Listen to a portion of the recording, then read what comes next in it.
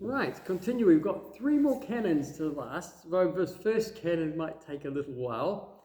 But I've been told by good authority that I've only got 15 minutes to speak, so therefore we will head on. No, so Fourth Ecumenical Council, canon number 28. This is one of the famous canons of controversy. What is this canon? This canon is one which recognizes Constantinople as being equal in a sense to Rome, because it is New Rome.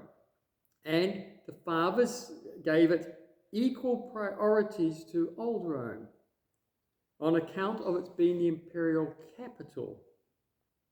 And so what happens here is that the imperial Rome was given the privilege, and I'm quite happy to make this point, some Orthodox don't, but St. Peter and Paul went there, and Rome was given by the will of God and the blessings of the apostles, the place of first church among all the churches. We will talk about many churches. Each bishop of his diocese is the full Catholic Church. We don't have some sort of super organization above it. We have a collection of many, many churches that are united around layers of churches, with metropolitans who do the ordinations, and patriarchs and exarchs, which are centers of communion of many churches. One church leads as a sort of, stands as a sort of a bishop that has sort of authority over the others, real authority, to coordinate them, unite them together, but not interfere inside the diocese. Each diocese is a full church itself. But there's no organization that sits above the diocese of which they are a part or a particular bit of. Each one is the fullness of the Catholic Church in each place. The only organization above that is the Church of God, the infinite, united one. But in each place that is present. That's why when we build our temples, we put all the saints on the walls and things, because all the saints are present in each diocese. As a matter of fact, each local parish, when we serve the liturgy, the fullness of the church is present in the liturgy. And it's present because we are united to our bishop, and the bishops there because they are united to the metropolitan, who are united to the patriarchs. These patriarchs cause a centre of union, which helps us define where the church is. So it's one church among many. So Peter and Paul gave it to Rome to be the first of all the churches in the world, to have a certain level of centre, so we're all united together. So we don't go off into schisms and teach you things. We all teach one faith, one doctrine. So we're all united around one principal church, which keeps the faith and doctrines of the church and has this principal responsibility for that, to help to unite the church. Otherwise, you end up fragmenting. You see what happens with groups like the Old Canonists who hold into a doctrine, but they don't have the structure of an organization. They start fragmenting into multiple groups. Well, you didn't quite teach it right. You didn't quite teach it right. There's got to be something that's bigger than just the doctrine exactly. Though it must be orthodox, it still has to be a structure to help us when we have all our varied opinions and ideas, just to help us center it. So Rome was important that way. So, and they gave it to Rome because it was the capital city of the Gentiles. The church moved from being from Jerusalem to the Gentiles. So what they did was take the capital city of the empire, and that became where all roads lead to Rome. So all people will be looking at that church. It was the most visible one. It was next to the emperor as well. It had the voice to the world to testify to the emperor about the Christian doctrine and stuff. This is quite important. The church should, in a place, have a voice to the government, to speak to it about the gospel, not to interfere with government business, etc., but to preach the gospel, to stand up what is a Christian faith. And so that church next to the emperor has to have a certain authority among other churches to speak that. It has to have the authority from the churches to be that witness and testimony to the bishop, to the emperor, sorry.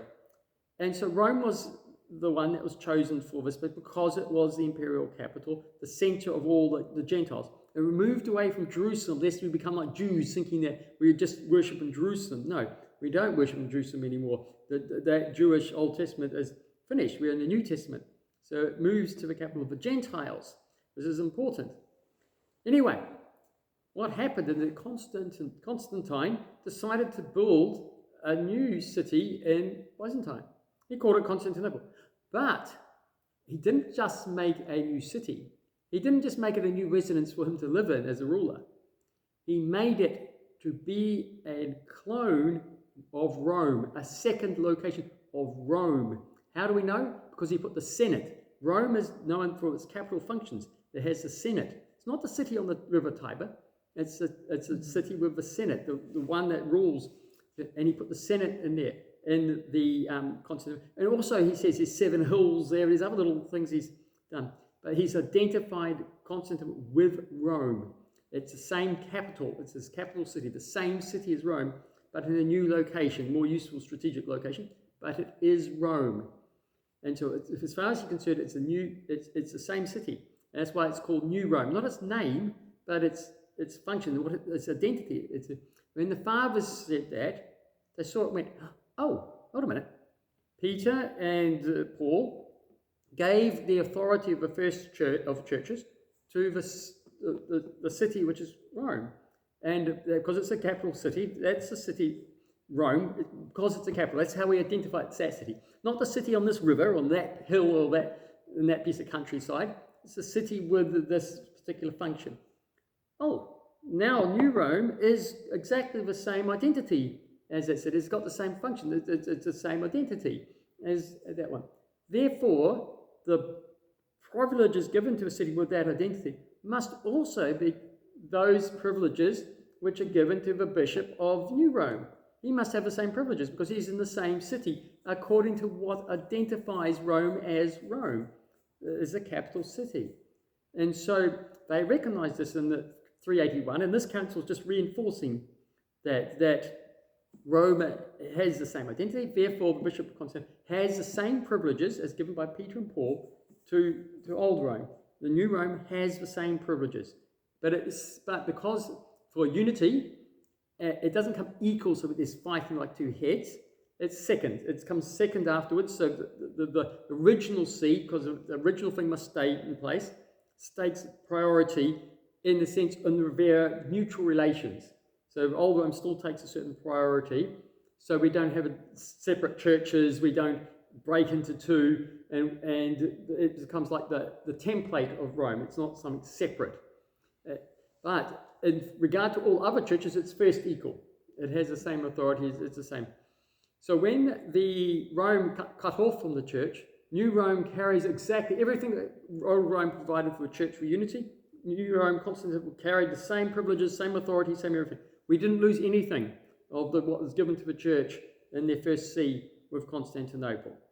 So this canon just reinforcing that. And it's quite clear. They're all equal in the reasons why. And yes, it's all from God. It's all blessed from God. It's Petrine privileges and all this. Constantinople is not Petrine in the sense Peter didn't go there. That's one way of talking about Petrine. That's only Rome. Alexandria is because his disciple went there, and Antioch, but Petrine by foundation. But Constantinople was Petrine by privilege, by having the same privileges as Peter is given.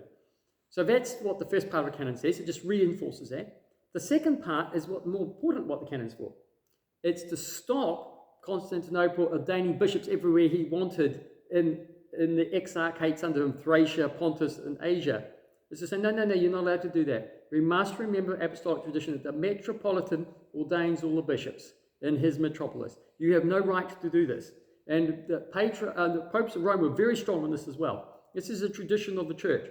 The patriarchs do not ordain all the bishops. Metropolitans, which cannot be changed, those cities are permanently there. They do all ordaining of the bishops. The Rome and Constantinople, outside their own diocese and metropolis, where they do have a little function there, all they do is hear appeals from things, and they can send letters out and things like that to say, hey, what are you doing this over there? They have a right to write a letter and go, where were you? What are you doing? They can put their nose in anyone's business if they want, but only by letters. They can't actually go in and ordain people they want to ordain clerics. They've got no right to function that way. Can't go in and duel the bishops. But they can write a letter and say, hey, why are you not being orthodox? Why are you corrupting this custom here? Let us suggest we do this custom together. So they can sort of keep the tradition alive in these places. And this is what you see Rome doing there. But this canon proves that Rome never had a jurisdiction to ordain bishops everywhere. Because otherwise it would have the same authority here. And you see in the year of grape, they never claimed that authority. That was the metropolitan's job. And when Rome started to claim this, they overexerted themselves. Unfortunately, 100 years ago, Constantinople played a dirty trick. Excuse me for that language. It made all the bishops metropolitans. Why? Now it can ordain everybody. It does all the ordainations, all the bishops, because they're all metropolitans, which is allowed under the Canon. This was not allowed. This is contrary to. There were no right to make all the bishops metropolitans. This is contrary to the Canon 28.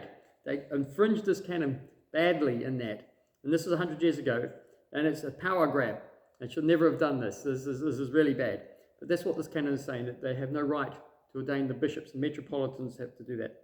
So that's what this canon is about, is limiting the authority that Constantinople thought it had to just keep it in the right place, but recognizing the equality of Rome. Right, Canon 29, a bishop a bishop can't be just dropped down to a presbyter. Once he's made a bishop, he can't be just reduced to a presbyter, because he's raised to look after all, and then to just be put down is not done. So if you can be removed from being a bishop, you should cease to be a presbyter as well. So if you sinned in some way which you can't be bishop, well, as a matter of fact, the bishops, as I said earlier, are the same as presbyters in all their actions, except singled out to unite them. That's why they can't go back to being a presbyter. They can't be, but fall back. But any other sin to sleep in presbyter, well, actually, if it's the same sin, you shouldn't be a presbyter either for all those things. So that's what this canon just say. You should be removed from the episcopate. However, there is an exception. When a bishop goes and preaches a sermon in a neighbouring diocese without the consent of the bishop, of the local bishop, so he infringes the right of the bishop as a bishop, he has to return to the presbyter. He's to cease being a bishop. He hasn't sinned against morality or of a priesthood, but he's acted against the specific thing of being a bishop, the specific way of being a bishop. And he's refused to that, and so he's returned to a presbyter. So there's exceptions to this canon. But in principle, if you do something, you don't drop down a level. If you break because the priesthood is one, if you do something against the priesthood, you lose the priesthood as a whole. And the last canon is 30. Oh, and this is just a technical one.